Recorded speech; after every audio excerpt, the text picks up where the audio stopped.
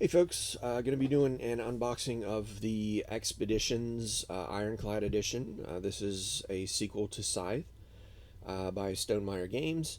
It is similar to Scythe, but is very different at the same time. So a lot of the mechanisms and, um, well, maybe not the mechanisms. A lot of the artwork obviously is going to look exactly the same. Um, the feel of it is sort of similar. You're kind of exploring. You're basically building an engine. So it's it looks like it's going to be a very good sequel. I believe it's gotten fairly good reviews. So let's open it up and take a look. We do have several two rule books basically. We have the solo rules, the automata rules, and then we have the actual rule book. This is glossy paper, but it is a linen finish, so it feels very good in the hand. Um, Plenty of rules and examples and pictures. Roughly about 14 pages, 13, 14 pages. Um, so not very in depth. There is a lot of iconography you are going to have to learn. Um, so because of that, I thought that they had player aid sheets in here somewhere, but perhaps, oh, they're the cards. So here is the starting board. You're kind of going to lay out your whole map like this, with the base camp being here. This is basically to track your victory points, or your, what do they call those? They're not victory points, but they're quests or goals. I think they're called goals. It is double-sided, but I don't believe there is a difference between either side. Then we have this little achievement sheet. You can track how well you do as you play through games. For instance, the first winners at each player counts. So if you're playing by yourself and you win, you can note that in there. The first winners for each mech. So there's going to be different mechs. Whoever wins with that mech, they'll write their name there. The first winners each year. So there's 2023 to 2029. So as you play your first Expeditions game at the turn of the year, you can write down who won the first game, or the first winners of each month you play through. When you play a game, who won. The first players to have this many corruption tokens, and there's 0 through 25. First players for each character / companion combo. So there are there are different leaders, or what do they call it? Characters. I'm going to call them leaders. So when you win with one of those, you get your name on the board. The first players to have at least this score, and there's $50 to $100. And then the first few players to vanquish the corruption from location 20. So there is a specific location that has a corruption, a token of 20. And then let's see, 1, 2, 3, 4. There's 4 slots for that. And then the last one is the first few players to have glory for 2+ advanced categories. So solve, meld, or upgrade. Those are different categories of scoring in the game, or actions you can take. There's a list for those. On the back side of this is a journal. So what's interesting about this is that there are 12 different versions of the journal, 12 different pages. So your game of Expeditions might come with a different backside to this achievement sheet, a different journal. They are all on, I think they are all on Board Game Geek at this time. I know as of a couple days ago they were missing one, but you can go online and read all the text. I don't know if they have the pictures there. They have the text for sure, but it's basically telling the story of Expeditions, like somebody who may have won out before your crew to try to investigate the world, so to speak.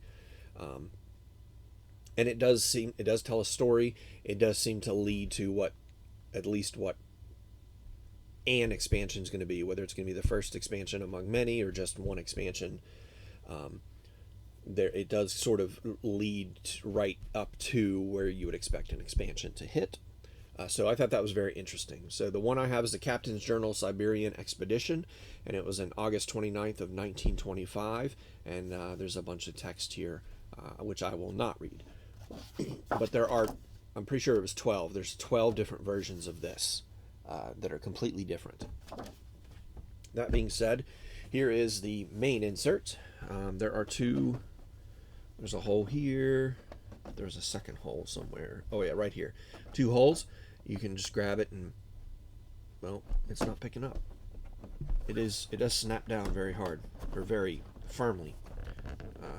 Latches on. So there is a plastic cover to this, which I am attempting to pull off. Alright. So that comes out like so. Then we have several different things. First we have the mechs here.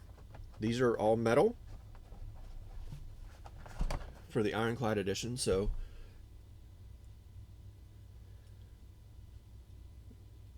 these mechs are all metal. They do snap down here in the bases. Now, one thing that should be pointed out is that I believe there's been a few reports of some of these mechs coming off of their bases. They are essentially just glued into the metal base, so it's metal on metal, and they're just glued there. They're not welded or anything like that, or soldered or anything. So if they come out, you should be able to just re-glue them, or drop a ball of solder in there and hold it that way. Then you have 2 decks of cards. You're going to have, these are the Expedition. Can't remember what the names of these are, but these are all the cards that go out in the middle of the table on the map, and they are the cards that are going to go in your hand, and you're going to play them, etc. Then we have basically the Automa cards here. Put those on the bottom. And then here are the reference cards. There's 2 reference cards that show you the actions you can take, the various icons that you're going to have to memorize. And then these cards are the players, the different characters and their companions. These are also cards you're going to play, but you're going to start with these. So we'll put those right there like that. Then you have the map tiles. You have 3 sets of map tiles. You have starting map tiles, which all have the S in the top right, along with the location number. So the starting tiles are all 1 through 6. You're going to sort of shuffle these up, put them around the base camp, and then reveal them. All the starting tiles start revealed. Then you have the center tiles. These all have C in the top right, along with their location number, and these locations are 7 through 13. Again, you'll shuffle these up, lay them out. They start face down, though, until they get explored. And then you have the northern tiles. They are denoted by the N and the location number, and these are 14 through 20. And again, you'll shuffle these up, put them face down at the top, and they start face down. So this is nice. They you can kind of rotate these so they fit in there. They're just not, I mean, they're on top of each other, but they're not mixed up. You can just grab 1 stack at a time. Over here we have the corruption bag. So it's just a linen cloth bag that has all the corruption tokens in here. And you'll see that there are 2 different colors. There are teal and orange with a number. These are going to be out on the tiles, covering a specific ability. And one of the actions you can take when your mech is on that tile is you can try to cleanse that tile. I'm not sure if that terminology is proper. Vanquish the corruption. That's what it's called, vanquish. You can try to vanquish that corruption, where you spend the matching teal or orange resource to remove a token, and then you get that token, and then you get points for those tokens at the end of the game. Moving on, here's all the player pieces along with the 120 point corruption token. So this is 20. You see it's both colors. So when you try to vanquish this corruption, you actually have to have 10 of the orange and 10 of the teal resource, and spend all 20 together to get this token. And then there's just the different pieces here. There's the stars to track your objectives, and then you get 2 resource markers. So you get the I think the teal one is called Guile, and the orange one is Strength or Power. But this plays up to 5 players, so there's 5 different colors. You get the bases to put on your mechs. These are silicone, and there have been reports that these don't fit that well to start with. Supposedly they shrink as time goes on. So Jamie Stegmaier basically said if everything is still loose after a couple months, they may look into some sort of resolution for this. But the factory that they had do these said that yes, they are loose, but they should shrink over time and fit properly.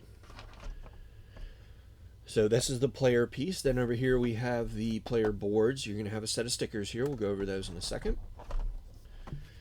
You have your player boards, the different factions. These are the different mechs, rather, your mech board. They are single-sided. What these stickers are, so as you play the game, you're supposed to have this in front of you like this. Your hand of cards is going to be over here, laid on the ground for all to see, and your active row is going to extend this way, outward this way. Again, face up for everybody to see.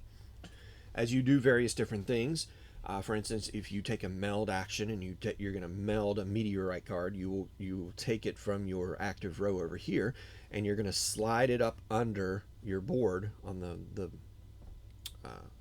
the bottom row or the bottom edge until it just displays the passive ability you get, or not passive, the ability you get when you meld. As you upgrade an item, you're going to slide it under the right side of your board. As you complete a quest, you will slide it down the top side of your board, so it's going to go under.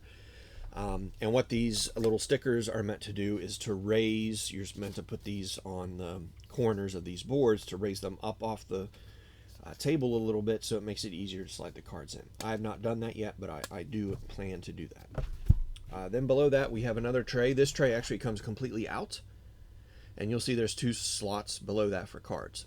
We'll get to that in a minute. Money goes over here, and this is the metal coins all mixed together. The metal coins do not come with the Ironclad edition. I believe they were a separate purchase. At least they came outside of the box for my my shipment when it arrived.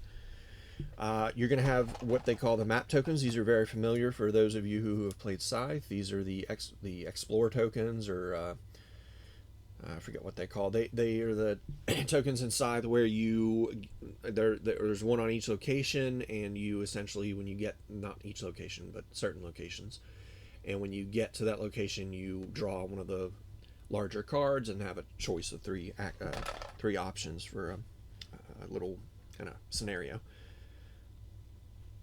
Then we have all the workers. There are 5 different workers. 1, 2, 3, 4, 5. Yes, 5. Those do not match player colors. So if you're the blue player, you're not going to have all the blue workers. These are essentially workers that are going to match these cards. So when you play a card, so this card requires a red worker. So you'll have to have a red worker when you play this card to get this ability. Here's a green worker. Here's a blue worker, etc. That's what those workers correspond to. And there will be actions out on the board. Essentially, you move your mech, you're going to take an action on the board, and you could potentially get a worker. And then when you play a card, if you have workers on your mat, you can assign that worker to that card, get that benefit. This is seems like it's very much going to be an engine building game. So you're playing cards to activate other cards, that activate other abilities, etc. The game essentially ends when I think actually, let me look it up. The game definitely ends when somebody places their 4th star, or there is another endgame condition, and oh no, there's not. That's it. 4th star. I thought there was an endgame condition of if one of the workers stacks goes away, or if maybe all these map tokens are gone. I thought there was, but apparently not. So basically, once one player places their 4th star, every player, including that player, gets one more turn. Then you count up points as money. So your money is your victory points, but you get points for these map tokens if you have left. The corruption tokens for like a set of those, or there will be cards that score based on different things you have. So that is Scythe Expeditions. And as I showed you under here, there are two more wells for cards. If you look under here, there's another sort of round circle in there that would fit another mech. So according to Jamie Stegmaier, this insert was designed to hold additional expansions. So that's why there's different. It looks like there's extra stuff. It's because it was meant to be able to hold that extra stuff for the future. All right, let's get all this back together.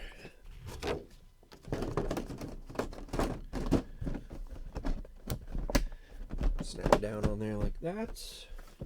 Achievement sheet, base camp, rules and solo rules, and the lid. Alright, so that was the unboxing and brief overview of Expeditions, the Ironclad Edition from Stonemaier Games. Thanks for watching.